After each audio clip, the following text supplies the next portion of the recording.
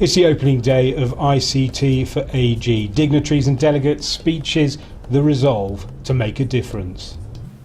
Over the last few years, ICTs have had an unprecedented impact on economic growth of several developing countries, many of them in Africa.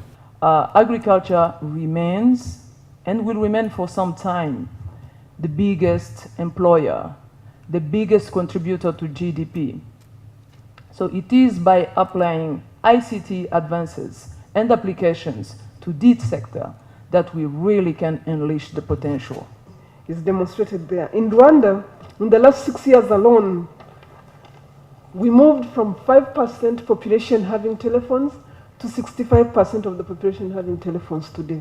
So if you want to know how the telephone and ICT thereof can influence populations, these numbers speak. It is now my pleasure to declare this ICT for Agriculture, the Digital Springboard for Inclusive Agriculture Conference, officially open. Thank you very much. Yesterday was Plug and Play Day, where we saw some incredible emerging technologies. But here is where the real business begins. In these sessions, we've got experts in ICTs hunkering down with specialists in agriculture, development, finance, people who know what's really needed on the ground, and more importantly, what's technically possible. ICT4Ag is not about finding use for cool technologies. It's about finding real solutions to real problems. Like the electronic management system from Côte d'Ivoire that keeps a tab on rubber sales and prevents avoidable fraud. Ce système est basé sur l'identification qui découle à la livraison d'une carte électronique du planteur. Donc à partir de cette carte électronique, le planteur pourra faire ses ventes et puis l'information de vente pourra être analysée de sorte à pouvoir savoir quand est-ce qu'il est en état de fraude et quand est-ce qu'il est en état de régularité. Walk among these stands and you'll hear a lot about capacity building.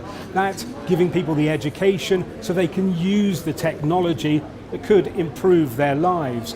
This game has been developed to give farmers training in some of the hard choices they have to make.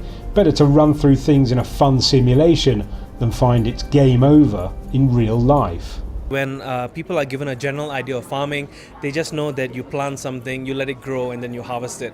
But there's so many other different factors that affect so many things that we want to put it in a game format so everybody to understand. The game is designed in such a way that it's very easy to get into, and you're bound to make a profit at the easiest level.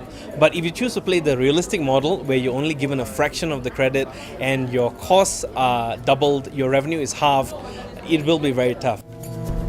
This is the essence of ICT4Ag, using technology to avoid the game of chance of working by trial and error. Creating the environment for this to happen is a game made easier if we all work together.